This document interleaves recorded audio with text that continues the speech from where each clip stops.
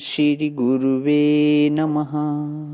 नित्यं शुद्धं निराभासं निराकारं निरञ्जनं नित्यबोधं चिदानन्दं गुरुं ब्रह्म नमाम्यहम्।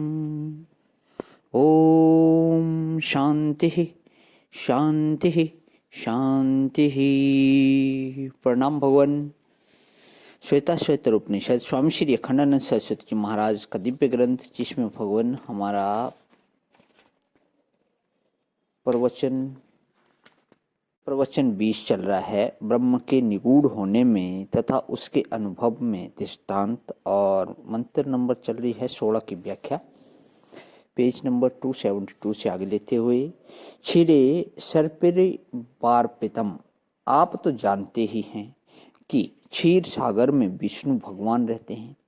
यह सर्वव्यापी जो है विष्णु है। सर्वव्यापी कौन है? जो संपूर्ण विश्व में व्याप्त हो, वह विष्णु सर्वव्यापक। वह कहाँ रहते हैं? कि क्षीर सागर में। अनंत चतुर्दशी आती है ना, तो कटोरे में दूध रख देते हैं और उसमें अनंत डाल देते हैं, और गांव का एक आदमी उसमें हाथ डालकर ढूंढता है। तो पंडित जी पूछते हैं कि का ढूंढत बा, क्या ढूंढते हो? तो बोलता है, अनंत, हम अनंत को ढूंढते हैं। कहाँ ढूंढते हो? कि क्षीर समुद्र में। तो अनंत को कहाँ ढूंढना है? कि यह क्षीर सागर स्थानीय जो अपना हृदय है, सत्व प्रधान, उसमें विष्णु को प्राप्त करना है। क्षीरे सर्पिरिवार पितम। तत्वतः दूध और घी दोनों पानी में है। दूध का तत्व भी जल ही है और घी भी जल ही है। घी यदि जल नहीं होता तो आग में जलता नहीं। सोना आग में नहीं जलता, पार्थिव है।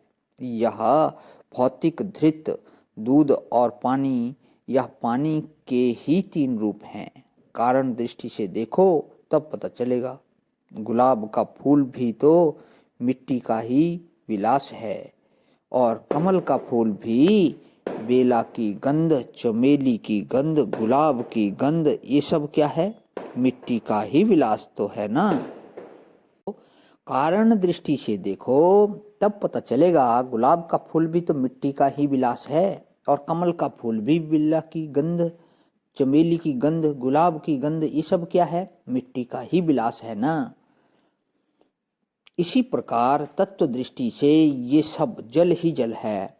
तो यहाँ क्षीरे सर्पिर वार्पितम का अर्थ देखो क्या है? कि दूध में घी तो हम आंख से देखते हैं, और हृदय में सत्व गुण से परमात्मा को बुद्धि से देखो। और समष्टि में जो सत्व गुण है उसमें विष्णु शयन करते हैं, और जगत में जो कारण रूप जल है, सलील अंडे में जैसे पानी, स्त्री पुरुष के शरीर में जैसे वीर्य, आम के बीज में, अमरूद के बीज में, अनार के बीज में वह नमी जिसमें से अंकुर निकलता है, उस नमी के भीतर परमात्मा छिपा हुआ है। कारण में कारणातीत छिपा हुआ है। इसको शास्त्र में कारणवारी बोलते हैं।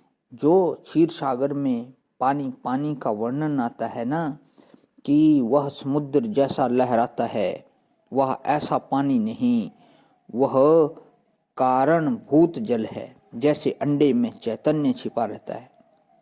कौवे का अंडा और कोयल का अंडा दोनों के भीतर जो पानी है, उस पानी में जीव चैतन्य छिपा है कि नहीं? कोयल बनाने वाला चैतन्य, कौवा बनाने वाला चैतन्य उसमें छिपा है कि नहीं? इसी जगत के कारण रूप जल में जो परमात्मा छिपा हुआ है, उसको कहते हैं क्षीरे सर्बिर वार्पितम। वह कैसा है? कि बोले सर्वव्यापी है। अब आओ सर्वव्यापी शब्द की भी थोड़ी चर्चा कर लें। सर्वव्यापी मुंह से बोलना दूसरी चीज है, और उसके अर्थ को समझना दूसरी चीज है। यह जो कौन नहीं सर्वव्यापक बोलता है, हम तो समझते हैं कि आर्य समाज का जो प्राथमिक सदस्य होता है वह भी सर्वव्यापक शब्द का उच्चारण करता है, क्योंकि आर्य समाज में निराकार, सर्वव्यापक ये सब शब्द बहुत ज़्यादा चलते हैं और श्रुतियों में तो है नहीं। तो सर्वव्यापक शब्द का अर्थ आप यह समझो कि जैसे दाल छांकने के लिए आग में कलछी डालते हैं तो वह कलछी होती है लोहे की, लेकिन जब आग में डालते हैं तब लाल लाल हो जाती है कि नहीं। कलछी हुई सर्व और उसमें व्यापक हुई आग, कलछी में आग व्यापक हो गई, इसको बोलते हैं मूर्त संयोगित्व, रूप व्यापकत्व। किसी मोटी चीज में किसी सूक्ष्म चीज का घुस जाना, संपूर्ण मूर्त के साथ संबंध रखना, यह विभूति का लक्षण है। प्रणाम भगवान। आज विराम। ओम शांति शांति शांति।